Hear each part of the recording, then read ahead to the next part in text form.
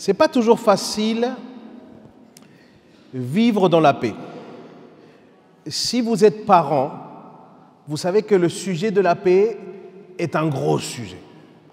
Pour peu que vous ayez une journée un peu complexe, que vous soyez extrêmement fatigué parce que la nuit fut compliquée, les enfants se sont réveillés, déjà la semaine avait été longue, tu passes une mauvaise nuit et là le matin, tu arrives, tu ouvres ton courrier et sur ton courrier, tu as une excellente nouvelle avec une immense amende que tu n'étais même pas au courant que tu avais fait.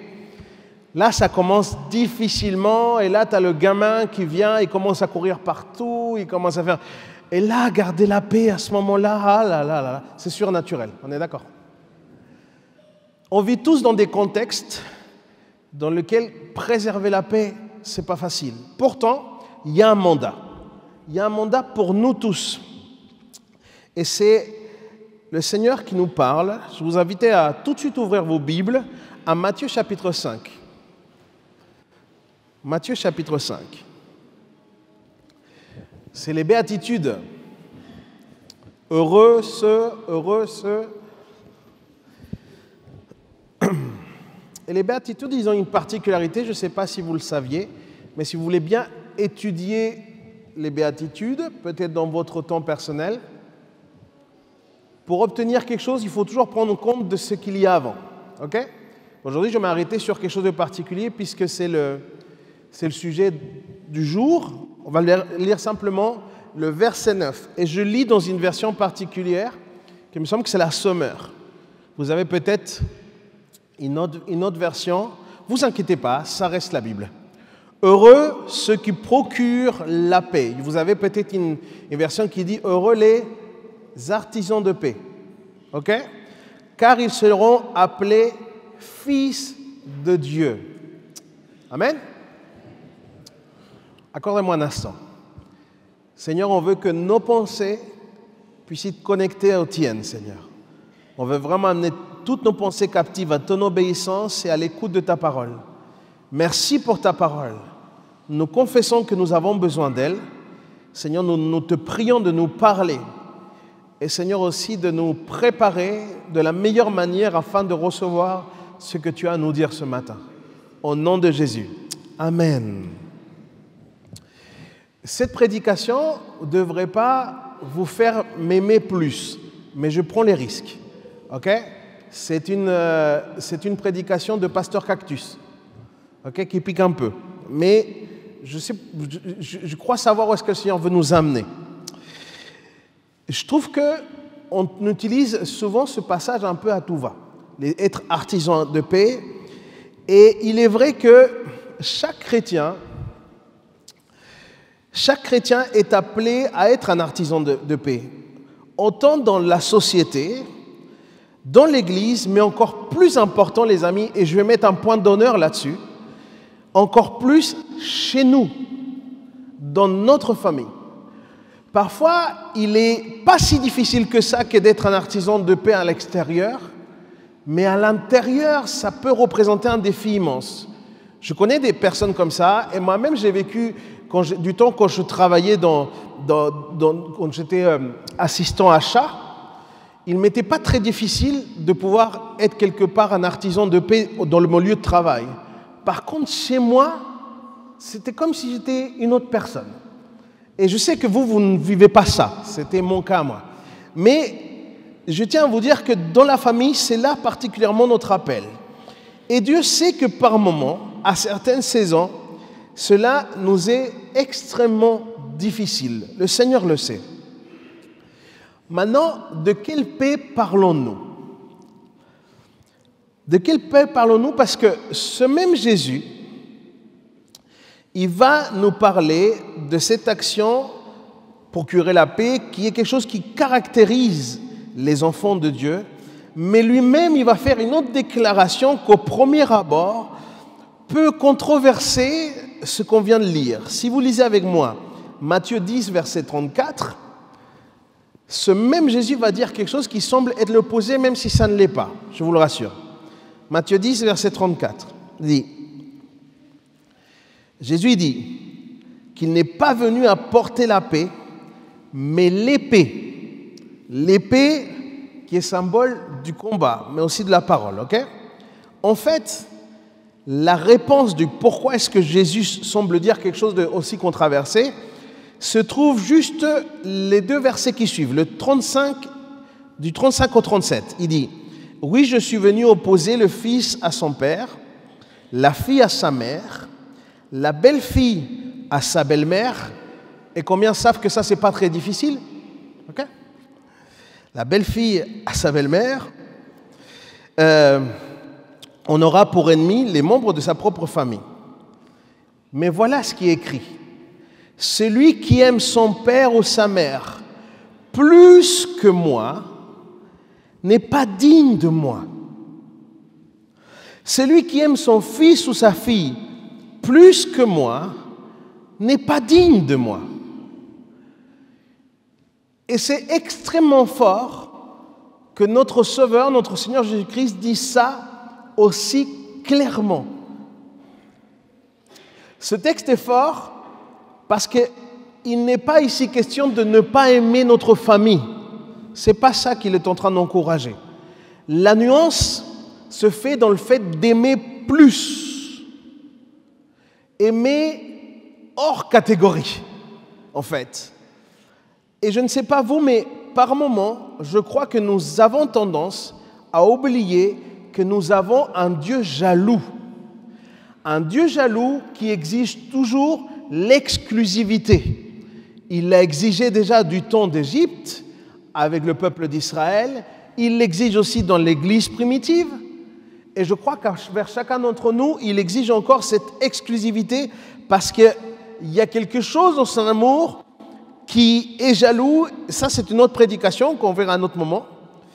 Et je me suis rendu compte qu'il y a beaucoup de gens qui, justement, n'arrivent pas à forcément mettre des mots sur leur amour envers Dieu. Et il y a des gens qui disent des choses comme « Non, mais ma famille, c'est pas que j'aime Dieu moins que ma famille, mais Dieu, je l'aime différemment. » On va essayer de définir ce que ça veut dire aimer plus Dieu, ok? Parce que je sais que là, vous êtes en train de réfléchir à vos enfants, vous réfléchissez peut-être à vos parents et vous dites vraiment aimer Dieu plus que à cet enfant qui est venu de moi, de mes entrailles, aimer plus que mes parents, que eux ils m'ont formé, m'ont façonné. Comment c'est possible? Aimer plus Dieu veut dire l'aimer par-dessus tout. Ça veut dire lui donner une place qui est hors catégorie. Dieu n'est pas dans une catégorie que nous, on pourrait placer comme absolument toutes les autres personnes. Dieu est hors catégorie. C'est pour cela que nous devons le prioriser, notre Seigneur, sur nos parents. Nous devons prioriser notre Seigneur sur nos enfants et sur ceux aussi qu'on peut, par moment de la vie, choisir d'aimer particulièrement dans des saisons. Moi, j'ai eu des saisons, mes amis, dans lesquels j'ai aimé particulièrement des amis. Et c'était ces amis qui, quelque part, ont été cette famille que j'ai choisie. Eh bien, Dieu nous dit qu'il faut être encore plus au-dessus quand on a un amour vers lui. Pour ceux qui n'ont pas forcément la famille proche, etc., pour ceux qui sont, par exemple, quand on est étudiant, il y a des saisons de vie dans lesquelles des amis peuvent nous faire extrêmement bien. Mais ce qu'il faut comprendre ici, c'est que Jésus n'est pas contre le fait d'être en paix. Et je sais que le texte qu'on vient de lire où le père va être contre la fille, la belle-fille contre la belle-mère, etc., semblerait dire ça. Mais Jésus n'est pas contre la paix. En fait, il est pour l'amour légitime qu'il attend de nous.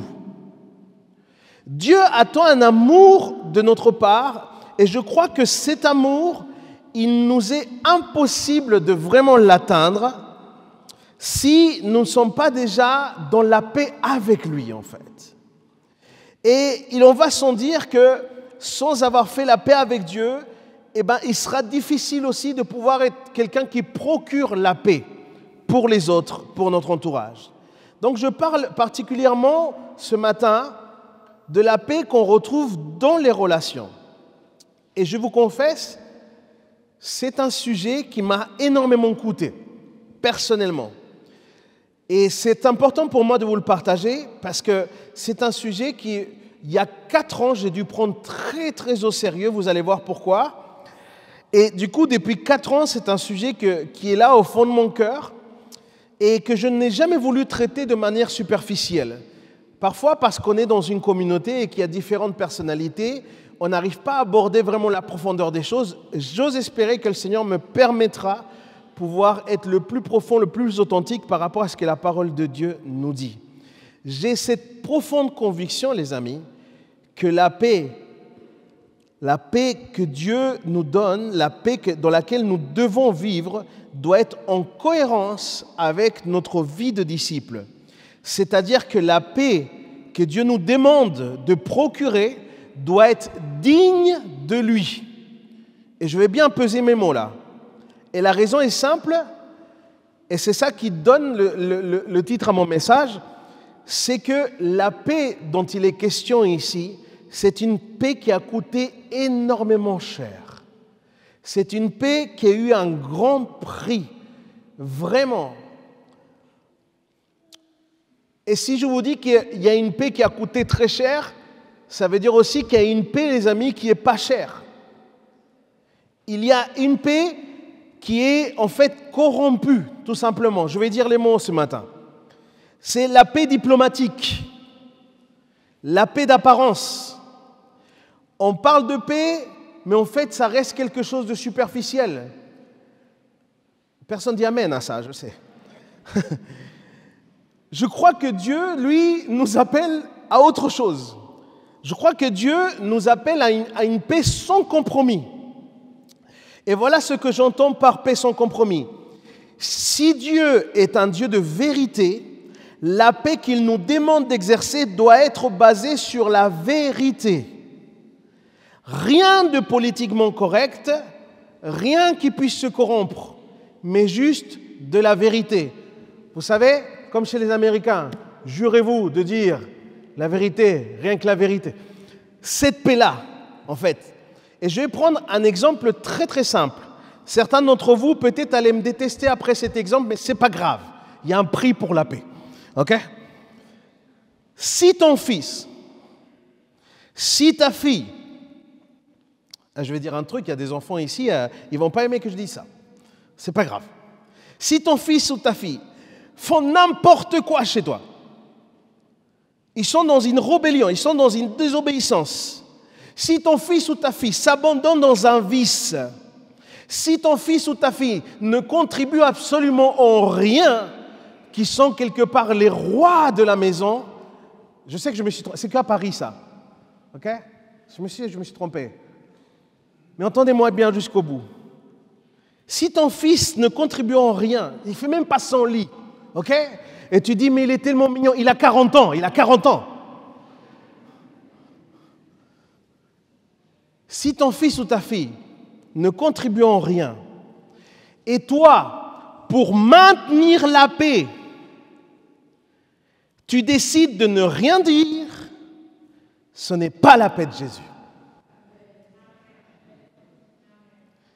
Tu es là dans une paix pas chère, mais ce n'est pas la paix de Jésus.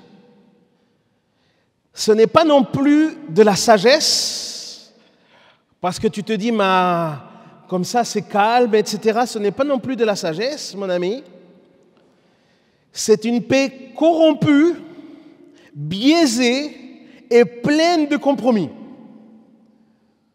Je vous avais dit que vous n'alliez pas beaucoup m'aider avec cette prédication, enfin, beaucoup m'aimer avec cette prédication, mais ce n'est pas grave. Il faut que vous aimiez le Seigneur, c'est ça qui est important. Et je ne sais pas toi, mais moi je ne vois jamais Jésus agir de cette manière. Parce que Jésus a démontré tout au long de son parcours ici sur terre, écoute-moi bien, que la tolérance n'est pas au-dessus de la vérité. C'est ça qu'a démontré Jésus. C'est pour ça que Jésus n'a jamais été dans des relations avec du compromis. Il a toujours été concret. Il a toujours été vrai. Certes, Jésus n'enseigne pas à chercher les conflits. Entendez-moi bien. Je ne suis pas en train de vous dire là, levez-vous et commencez à attaquer. Non, ce n'est pas ce que le pasteur a dit. Ok? Dis à ton voisin, ce n'est pas ce que le pasteur a dit. Non, que ce soit clair. Ok? Jésus n'enseigne pas à chercher le conflit. Et ce n'est pas ce que je suis en train de dire, mais il enseigne à vivre en paix avec tous les hommes. 1 Corinthiens, chapitre 7, verset 15, nous dit quelque chose de fort. C'est ça, c'est vivre en paix avec tous les hommes. Et je me suis posé cette question, mais comment vivre en paix si d'abord on ne vit pas dans la vérité? Si pour être en paix, il faut être dans la vérité, ça veut dire que nous devons déjà vivre dans la vérité. Selon l'enseignement de Jésus, les amis, la vérité et la paix me semblent indissociables. OK? Et cela fait partie pour lesquels l'Évangile pourrait déranger particulièrement dans notre contexte, dans notre société, dans nos contemporains. Ça pouvait être quelque chose qui soit mal vu par moments, parce que ça veut dire résoudre des choses que les gens voudraient peut-être pas résoudre, en fait. Et il y a des valeurs comme ça, les amis, il y a des valeurs bibliques qui vont déranger. Et c'est un constat. Mais prendre sa croix et suivre Jésus, c'est aussi le fait de vivre des valeurs qui par moments vont être différentes de celles que nous vivons dans notre société ou dans notre contexte familial, et ça va déranger. Et l'une des valeurs qui est les plus dérangeantes, c'est le fait de vivre dans la vérité.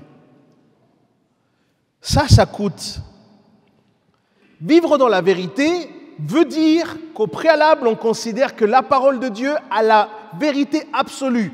Et parler aujourd'hui de vérité absolue, c'est extrêmement compliqué. S'il y a quelque chose qui peut déranger les gens, c'est le fait de dire qu'il y a une vérité absolue. La paix de Jésus, c'est fort ce que je veux dire là. La paix de Jésus n'est pas toujours synonyme d'apaisement. La paix de Jésus n'est pas un calmant. La paix de Dieu n'est en fait pas son prix. Et il y a un prix, et le prix de la paix, ça a été son propre sang. La paix a coûté à notre Seigneur Jésus son propre sang. Et Dieu est venu remettre la paix entre l'humanité et lui-même. Et pour remettre cette paix entre l'humanité et lui-même, ça lui a tout coûté. Ça lui a coûté son Fils. La paix de Dieu, donc, ne peut pas être quelque chose de superficiel, elle est forcément profonde. Quelqu'un me suit ce matin? John Stott, qui est un commentateur biblique qui est vraiment excellent, il va dire quelque chose de fort. Il va dire, affirmer qu'il y a de la paix sur des situations où il n'y en a pas, fait de nous de faux prophètes. Et cela m'interpelle parce que par moments, on se dit en paix avec tel ou tel, sans même avoir traité les situations. Quand il y a eu conflit, quand il y a eu douleur, quand il y a eu blessure. Et je voudrais vous dire quelque chose de fort, c'est que le dicton que le temps guérira tout, c'est un énorme mensonge. Le temps ne guérira pas tout, les amis. Ce que tu feras dans le temps déterminera la guérison que tu auras.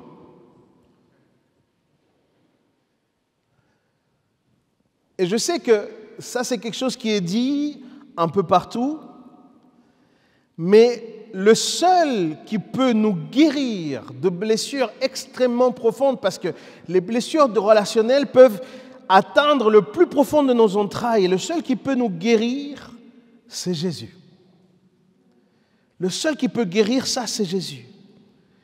Et toi et moi, si nous avons commis un tort, si nous avons blessé quelqu'un, nos actes de repentance peuvent apaiser les cœurs qui vont être disposés. La paix, c'est aussi vivre constamment dans la réconciliation. Et nous devons le dire, la paix, si c'est vivre dans la réconciliation, c'est parce que forcément, dans presque toutes nos relations, les amis, il va y avoir un moment où on va faire mal, ou on va nous faire mal. Toi, sûrement, tu n'as fait mal à personne. Mais peut-être qu'on t'a blessé. Depuis la chute, les amis, depuis que l'homme a péché, notre nature pécheresse conduit toujours à l'égoïsme. Et l'égoïsme est l'un des facteurs premiers pour provoquer de la souffrance chez l'autre. Et je le répète, la vraie paix avec les autres, la vraie donc réconciliation, le vrai pardon, il coûte, ça a un prix. Et je crois que ça nous coûte parce que quelque part, il faut considérer la paix de Dieu comme un trésor. Et au risque que vous m'aimiez encore moins, il faut que je vous dise, les églises, les familles peuvent par moments être envahies de mensonges. On peut être parfois envahi de faux semblants, de non-dits, de choses, de situations qui ne sont pas traitées. Ou alors des choses qu'on a essayé toujours d'éviter pour des raisons qui peuvent paraître correctes, comme le fait de maintenir la paix. Cependant, il me semble comprendre que le prix de la paix de Jésus est justement donné pour que nous puissions marcher dans la vérité. Donc, et je vais prendre ce mot avec des pincettes, dans le respect, avec amour, parce que si ça se fait sans respect, sans amour, ce n'est pas possible. Confronter les situations, confronter avec respect, avec amour. Parce qu'il y en a qui arrivent à confronter, ils reviennent avec des métraillettes, quoi. Il ne s'agit pas de ça. Confronter les situations ne veut pas dire forcément rentrer dans des conflits, les amis. Je dirais même que la plupart du temps, confronter la situation, c'est l'opportunité de mettre en lumière des situations.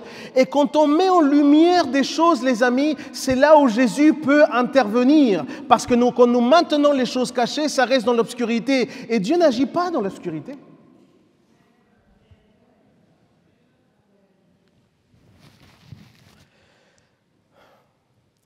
Depuis toujours, c'est même pas un truc qui est maintenant dans l'ère du temps avec les réseaux sociaux. Depuis toujours, les familles ont considéré que leur image était importante. Depuis toujours, les amis. Et malheureusement, souvent, on opte pour couvrir nos difficultés. On opte pour couvrir notre honte au travers de faux semblants, plutôt que de traiter le conflit et de pouvoir, une fois pour toutes, en guérir. Nos familles peuvent être remplies de masques. Nos familles peuvent être extrêmement maquillées pour cacher une misère. Parfois, nos familles ressemblent à des pièces de théâtre. Et je sais de quoi je parle. Je sais de quoi je parle. Si je peux te parler avec autorité ce matin, c'est parce que le Seigneur a fait un énorme travail d'abord dans la mienne. Et nous sommes encore en voie de guérison. Tous. On est obsédés quelque part, les amis, pour projeter une image de perfection. On veut projeter une image de nous, nickel, parfait, plutôt que de payer le prix et résoudre les conflits pour pouvoir nous permettre d'atteindre une véritable paix. Nous pouvons constater, les amis, que les chaînes familiales naissent dans les secrets, dans ce qui est obscur, dans ce qui est caché. Et c'est ça vraiment qui va venir pourrir notre vie familiale, en fait. Parce que c'est finalement là où on ne laisse pas la place pour que Dieu agisse. Et par moments, on va même croire que Dieu, lui, ne voudrait même pas voir ces choses-là. Et on se dit, non, c'est trop sale. Non, c'est n'importe quoi, c'est trop honteux. Dieu ne voudra pas voir ça. Et je voudrais te dire quelque chose en son nom, au nom de Jésus. Dieu voit ces choses-là. Dieu voit ce que nous cachons. Et c'est tellement malheureux parce que nous voulons couvrir toutes ces choses-là avec le manteau de la honte. Et on le couvre, en fait. Est-ce que c'est beau? Est-ce que c'est agréable de traiter des situations difficiles, complexes, des choses qui se sont pourries dans notre famille, à l'intérieur, excusez-moi l'expression. Non, ce n'est agréable pour personne. Personne ne veut mettre en lumière des choses qui semblent honteuses. Parce que c'est notre misère qui se retrouve souvent dans cette obscurité. Et cette misère, les amis, nous montre aussi que nous ne sommes pas dignes du salut du Seigneur. Que c'est vraiment une grâce que nous avons reçue de Dieu. Parce que malgré ce que nous étions, le Seigneur a décidé de nous aimer. Et moi, je nous pose la question, à tous ceux qui nous reconnaissons dans cela, à tous ceux qui reconnaissent qu'il peut y avoir des choses mauvaises, des choses obscures dans nos familles, je nous pose ces questions. N'avons-nous pas un Dieu spécialiste de nous retrouver dans notre misère la plus horrible? N'avons-nous pas un Dieu qui se glorifie dans nos faiblesses? N'avons-nous pas un Dieu qui est capable de transformer le mal en bien? N'avons-nous pas un Dieu capable de briser nos chaînes familiales? Je crois que toi et moi, nous croyons en un Dieu vivant capable de tout ça. Quelqu'un dit Amen. Sans doute, pour procurer la paix, l'appel du Seigneur, procurer la paix, Dieu nous demande de vivre de vraies réconciliations. Oh mon frère, ma soeur, je prie pour que ce 2024, tu vives des réconciliations comme jamais tu n'as vécu dans ta vie. Combien de fois j'ai pu avoir écho de disputes qui se sont suivies, de semblants de réconciliation. J'ai pu l'observer moi-même. Pourquoi je vous racontais des choses? Moi-même, par moments, j'ai eu des moments dans lesquels je voulais juste que j'étais fatigué, du coup je dis ok, d'accord. Mais au fond de mon cœur, ce n'était pas résolu. Au fond de mon cœur, je n'étais pas dans le pardon. Et parfois, on est comme ça. On est dans des semblants de réconciliation. Oui, des semblants parce que sans avoir traité les affaires, sans avoir traité les situations, sans avoir mis des mots MOTS sur nos mots MAUX, il nous est impossible de vivre de réelles réconciliations, les amis. Il y a des choses qu'il faut réussir à verbaliser. Il y a des choses qu'il faut réussir à dire. Parce que la vraie réconciliation, les amis, la véritable réconciliation, je crois profondément que c'est une action divine. Je crois que c'est quelque chose que le Seigneur nous accorde. Allez avec moi dans Colossiens chapitre 1, verset 20. L'apôtre Paul nous explique quelque chose de très fort ici, dans Colossiens 1, verset 20. Et on va voir qu'il n'hésite pas à associer aussi la paix à la réconciliation. C'est très fort comme texte. Colossiens 1, verset 20. Et c'est par lui qu'il a voulu réconcilier avec lui-même l'univers tout entier. Ce qui est sur la terre, ce qui est au ciel, en instaurant la paix par quoi? Par le sang. Waouh! Le prix a été fort, les amis. En instaurant la paix par le sang que son Fils a versé à la croix. Alors j'ose nous interroger encore une fois. Si le Fils a versé son sang, croyez-vous que c'est pour que nous puissions vivre des réconciliations superficielles? Et cette même démarche nous est demandée à nous tous en tant que disciples. Vivre la paix de Jésus, c'est vivre constamment dans la réconciliation. Constamment. Mais je sais bien qu'il y a une grande difficulté à la réconciliation, que c'est que pour se réconcilier, c'est une démarche mutuelle. Il faut qu'il y ait deux parties qui soient en phase pour aller vers cela. Alors qu'est-ce qu'on peut dire? Ce que je peux te dire, mon frère, ma sœur, c'est que même si ça ne dépend pas toujours de toi, si cela dépend de toi, tant que ça dépend de toi, tant que ça dépend de nous, tant que quelque part nous sommes responsables dans ces dégâts, dans ces conflits, etc., eh bien c'est à nous de faire la démarche.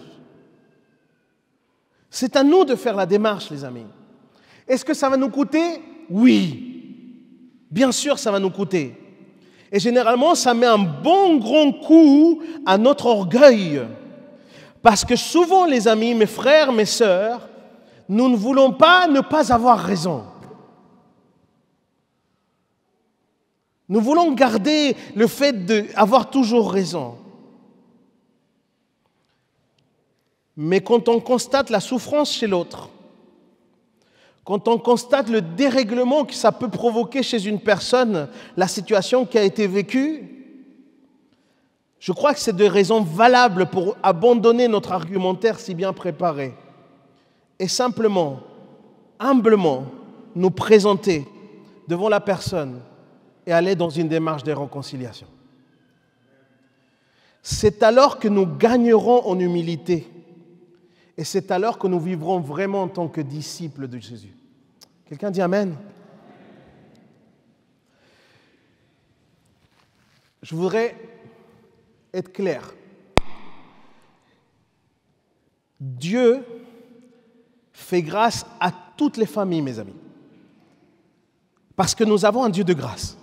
Et il fait grâce à toutes les familles. Mais je vais vous dire quelque chose. Dieu ne peut pas se glorifier dans des familles ou dans des communautés où on vit une paix avec des compromis. Dieu ne peut pas se glorifier là-dedans. Parce que c'est un contresens. C'est incohérent avec sa gloire qui, elle est basée sur la vérité. D'ailleurs, quand Jésus va prier pour l'Église, vous savez qu'à un moment, Jésus va faire une prière pour l'Église. Il va demander au Père deux choses importantes. La première, c'est les garder du diable, nous garder du diable, du mal. Et l'autre, c'est de nous consacrer dans quoi? Dans la vérité. Vous avez l'air de ne pas me croire. Allez avec moi, Jean chapitre 17, versets 15 et 17. Jean chapitre 17, versets 15 et 17. « Je ne te demande pas de les retirer du monde, mais de les préserver du diable. Ils n'appartiennent pas au monde, comme moi-même, je ne lui appartiens pas. » Regardez ce qu'il dit. « Consacre-les par la vérité. Ta parole est vérité. » Et je dois le dire tout haut, parce que ce matin, je dois être clair, plus clair que jamais. Mes amis, Dieu ne se glorifie pas dans nos cachotteries. Dieu ne se glorifie pas dans la poussière qu'on voudrait cacher sous le tapis. Dieu est un Dieu de lumière. C'est un Dieu de vérité.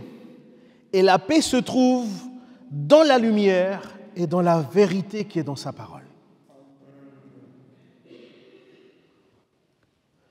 Mes sœurs, mes frères, c'est pour ça que je ne peux pas me permettre de traiter un sujet comme ça et parler d'une espèce de paix discount, d'une paix pas chère. Tout simplement parce que si je viens à prêcher d'une paix pas chère, je suis en train de prêcher d'un évangile pas cher. Et moi, je ne prêcherai pas d'un évangile pas cher. L'enseignement biblique va loin concernant la paix et la réconciliation.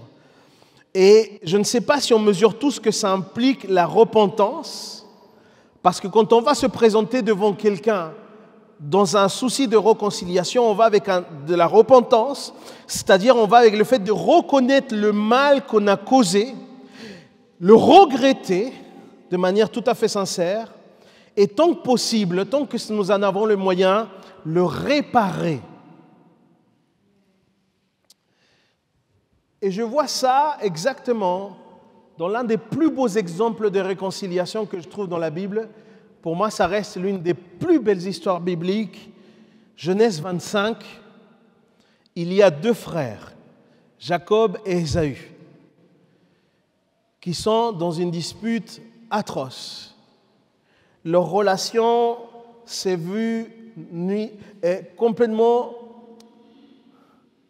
dans une horreur terrible, parce que Jacob, qui est le cadet, va tromper son frère aîné et il va lui prendre ce qu'il y avait de plus précieux à cette époque-là, qui était l'héritage de son père.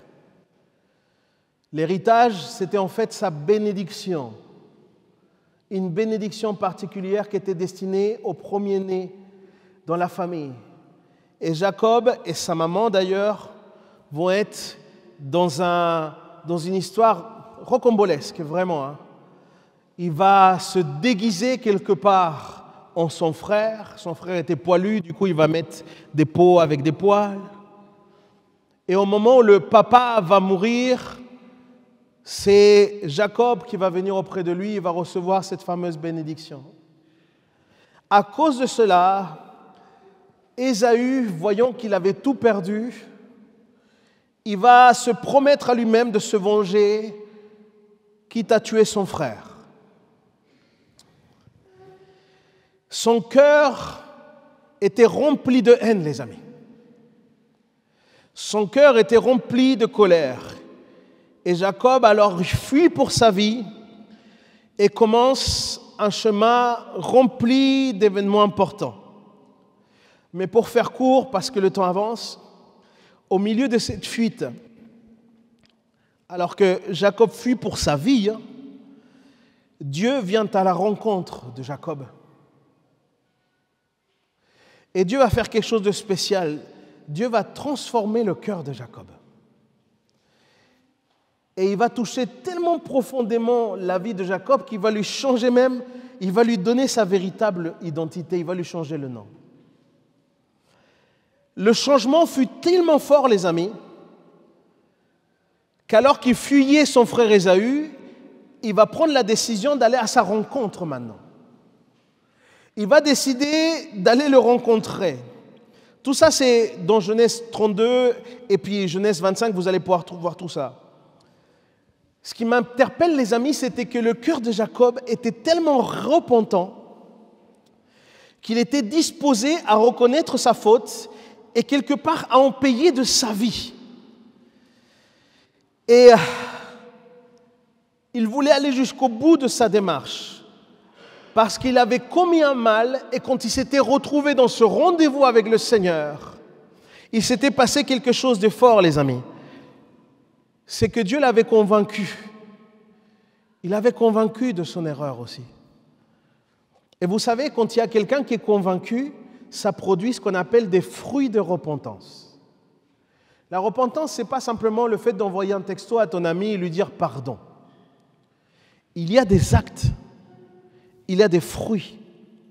Et ce qui est fort, c'est que la réconciliation, elle est marquée par cette volonté d'une vraie paix. Et pour atteindre cette paix, il fallait que Jacob s'humilie. Jacob va essayer de réparer son erreur et quand il va vouloir se présenter devant Ésaü, il va lui offrir des choses. Il va faire venir devant lui des cadeaux pour son frère, pour ce moment de rencontre. Mais ce qui est magnifique dans cette histoire, les amis, c'est qu'il se passe quelque chose de profond. Et je voudrais qu'on puisse saisir ensemble ce qui va se vivre entre eux. Pour que Jacob puisse se réconcilier à Ésaü, il a dû faire quelque chose d'extrêmement fort. Il a dû d'abord se réconcilier avec Dieu. Si Jacob n'était pas réconcilié avec Dieu, il n'aurait jamais pu se réconcilier avec Ésaü. Regarde bien, quand tu es réconcilié avec Dieu, plus aucune réconciliation te fait peur.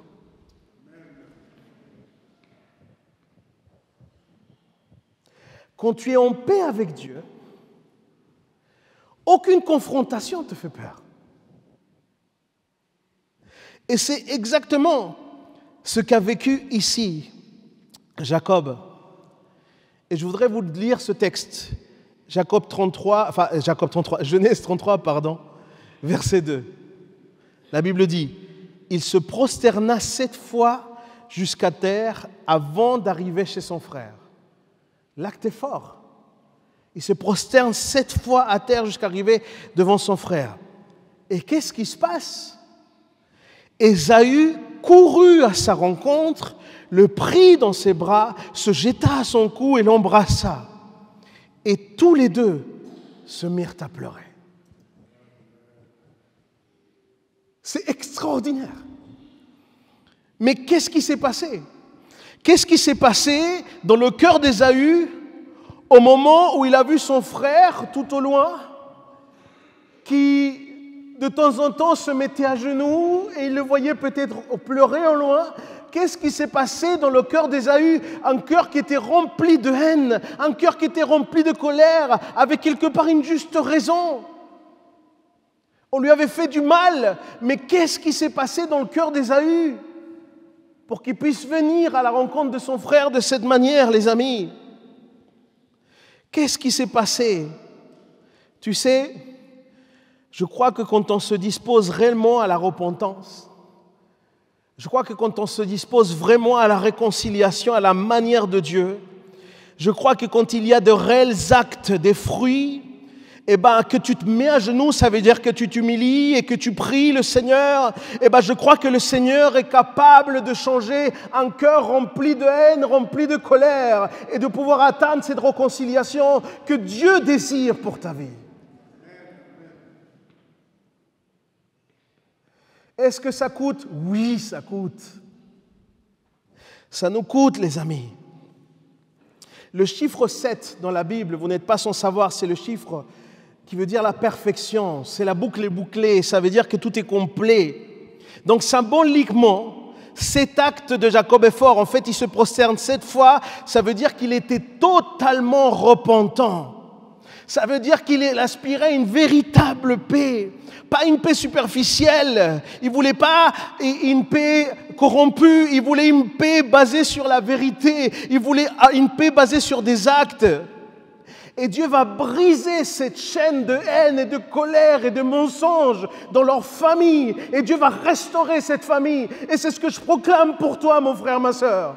Au nom de Jésus, tu vivras toi aussi la paix, la réconciliation. Parce que le même esprit qui est là, c'est le même esprit qui habite en nous aujourd'hui. Et il nous donne la capacité de pouvoir aspirer à cette paix que lui-même nous demande.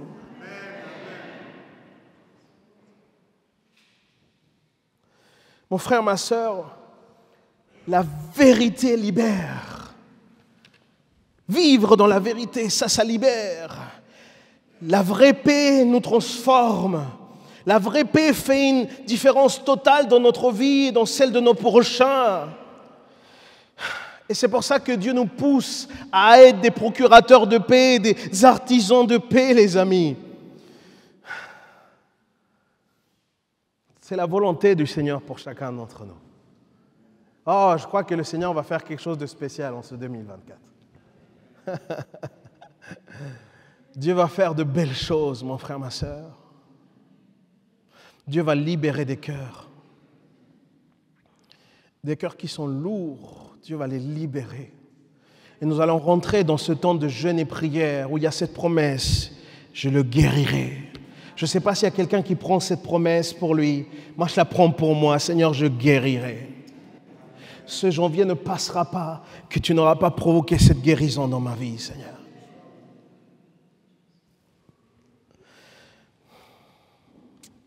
On va prier un instant. Si vous le voulez bien, on va se mettre debout pour ceux qui le peuvent. Si le Seigneur t'a parlé, mets-toi debout là où tu es. Je te relis ce texte de Colossiens qui me semble tellement important. Et c'est par lui qu'il a voulu réconcilier avec lui-même l'univers tout entier. Alléluia. Toi et moi, nous sommes dans cet univers, les amis. Ce qui est sur la terre, ce qui est dans le ciel, en instaurant la paix par le sang que son Fils a versé sur la croix. Je vais te dire une chose. Dieu a déjà absolument tout fait pour que tu sois en paix avec lui. Tu n'as même pas essayé de gagner la paix de Dieu. Dieu a déjà tout fait pour que tu sois en paix avec lui. C'est merveilleux. Mais j'ai une question ce matin pour chacun d'entre nous. Sommes-nous vraiment en paix avec Dieu? Alléluia. Fermons nos yeux un instant. On va se recueillir dans sa présence. Manu, tu peux m'accompagner une seconde?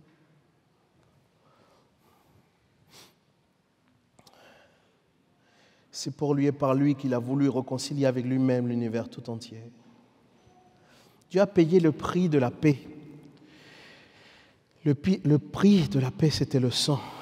Mais le sang de pas n'importe qui, de celui qui était totalement juste, de celui qui n'avait jamais commis d'erreur avec personne, de celui qui n'avait jamais provoqué de souffrance chez les gens, son sang à lui. Il nous a ouvert la voie. Il nous a ouvert la voie pour qu'on soit en paix, nous tous, avec lui. Et c'est pour ça que je ne peux pas passer à côté de cette occasion pour vous dire que le ciel est ouvert encore ce matin si tu veux faire la paix avec Dieu. Alléluia.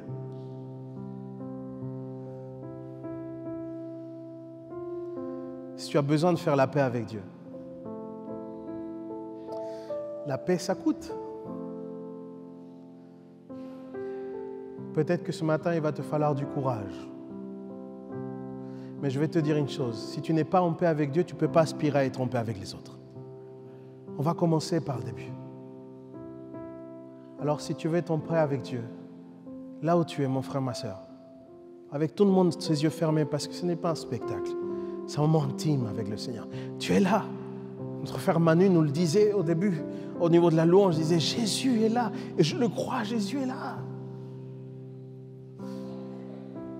Alors si tu as besoin de faire la paix avec Dieu, là où tu es, tout simplement, lève ta main très haut vers le ciel. Dis-lui, Seigneur, je veux me réconcilier avec toi. Peut-être que j'étais en colère contre toi. Peut-être que je m'étais éloigné, Seigneur, à cause de tous mes péchés, Seigneur. Et j'avais mis une distance. Oh, Seigneur, je veux me réconcilier avec toi. Je veux être en paix avec toi. N'aie pas peur, mon frère, ma soeur. Lève ta main vers le ciel. Le Seigneur voit tes mains. Le Seigneur voit ta main levée vers le ciel. Et comme je te l'ai dit, le Seigneur a déjà tout fait pour être en paix avec toi. Sa volonté, c'est d'être en paix avec toi. Mais nous devons nous reconnaître que nous avons besoin de cette paix avec le Seigneur. On veut se réconcilier avec toi, Seigneur, ce matin.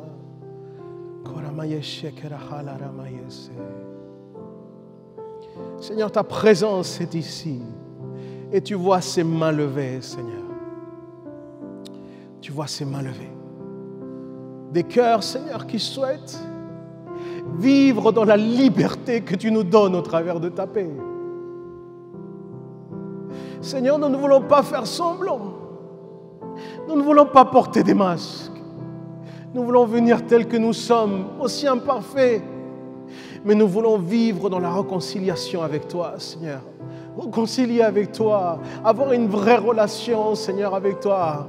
C'est notre plus cher désir. Alors, Seigneur, tu vois ces mains levées. Seigneur, étends ta main aussi vers chacun d'entre nous. Qu'on puisse saisir ta main, Seigneur, aujourd'hui. Seigneur, que ce pacte, cette alliance, cette nouvelle alliance que tu as faite, Seigneur, aujourd'hui soit véritable, qu'elle soit palpable, Seigneur, pour les uns, pour les autres. Seigneur, nous venons vers toi avec des cœurs repentants. Merci, Seigneur, parce que tu nous réconcilies avec toi. Mon frère, ma soeur, tu es réconcilié avec Dieu. Tu es réconcilié. Réjouis-toi, mon frère, ma soeur. Ton cœur s'est approché de Dieu et le cœur de Dieu s'est approché de toi. Réjouis-toi, mon frère, ma soeur. Tu peux jouir d'une relation vraie, authentique. Réjouis-toi, mon frère, ma soeur. Ce 2024 sera différent pour toi. Réjouis-toi, mon frère, ma soeur.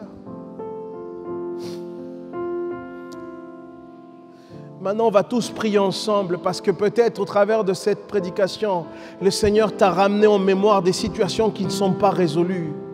Il y a peut-être des choses dans nos familles qui ne sont pas réglées. Il y a peut-être des choses qu'on a essayé de mettre dans une certaine obscurité, peut-être cacher de la poussière sous le tapis. Et tu voudrais avoir une vie qui glorifie le Seigneur. Et j'ai une bonne nouvelle pour toi. Le Saint-Esprit est là pour t'aider. Le Saint-Esprit est là pour te porter, mon frère, ma soeur. Il te donnera l'amour, le respect pour pouvoir confronter ces situations. Il te donnera la sagesse, il te montrera le moment opportun. Mais je sais que ceux qui veulent aller vers cela, le Seigneur se dispose à pouvoir les aider. C'est sa promesse. Il veut que nous soyons de ceux qui procurent la paix. Alors ensemble, en tant qu'Église, prions ensemble. Seigneur, Seigneur, viens mettre de la lumière dans ce qui est caché. Merci parce que tu le fais déjà au travers de ta parole. Mais il y a des situations, Seigneur, dans lesquelles on a besoin de tes forces. Seigneur, la réconciliation, c'est quelque chose de divin. Alors on veut compter, Seigneur, sur ta puissance à toi, Seigneur. On veut faire les choses à ton rythme. On veut le faire dans ton timing, avec ta sagesse, avec ton amour, avec ton accompagnement, Seigneur. Alors donne-nous, Seigneur, de pouvoir rentrer dans ces réconciliations. Seigneur, nous ne vivrons pas une année pareille. Non, Seigneur, cette année, les choses vont se résoudre. On veut être de ceux qui procurent la paix. Aide-nous à nous humilier quand il le faut aussi, Seigneur. Seigneur, quand on s'humilie, c'est toi qui gagnes, Seigneur. Alors on veut que tu gagnes, Jésus-Christ. Gagne dans nos familles, mon Jésus. Gagne dans nos familles, Seigneur. Ramène la restauration dans les familles. Ramène, Seigneur, la restauration dans les familles. Merci, Père éternel, pour ton œuvre. Merci pour ton Église. Merci pour l'amour que tu as pour ton Église. Au nom puissant de Jésus. Amen. Et si le Seigneur t'a parlé, donne-lui la meilleure acclamation en reconnaissance, en amour. Amen. Amen. Amen. Merci Jésus. Amen.